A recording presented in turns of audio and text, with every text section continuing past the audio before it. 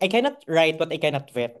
Possible din na may mga fake sources sa'yo, sinesendan ka ng Yeah. dokumento to mislead you or para gusto sana makuryente ka. If people can give them hell, Yeah. and many people will give them hell, okay na ako dun. I've done my job. When we started doing the Zaldico story, hindi pa naman pumuputok yung flood control. We started in January 2024. And during that time, ano siya, parang at the height of his power, ganyan. And although naririnig-rinig ko na yung SunWest, sa Bicol, it's an open secret that he owns these companies. Tapos napacheck lang ako sa DPWH website and then I saw that talagang billions of pesos yung napanalunan nila. Pero ang tagal nung investigation. It included parang, syempre may doubt din kami sa amin kung tama ba yung pinupurso naming lead. Ang lagi iniisip ng mga tao, itong all of this corruption issues, ngayon lang pumutok ito. But it's important to point out na itong expose ninyo on Zaldico was actually in 2024 pa.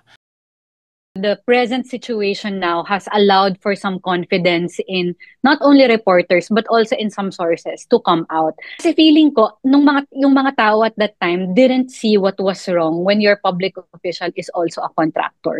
So kahit magnangangwa ako dyan na contractor yung tumatakbong mayor nyo, it doesn't matter because they don't see why that's bad.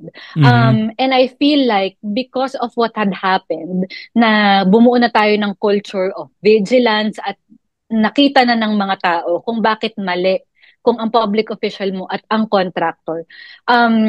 There are some, parang medyo may nag-open na window of opportunity sa amin.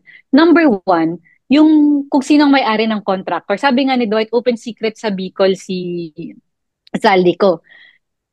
Hindi namin malalaman kung sino ang mga contractor kung walang tip because open secret naman yan sa kanila. Mhm. Uh, which, what I mean to say is that kung sinasabi lang sa amin ng mga tao to dati pa, alam na dapat namin to. But they don't wanna say either because ayaw nga nilang maging source. Pangalawa, hindi naman nila alam kung bakit kailangan naming malaman kasi ayaw nilang may mali. But now that they know, ayan na yung deluge of tips. And Yeah. that's why we were able to build the contractor map.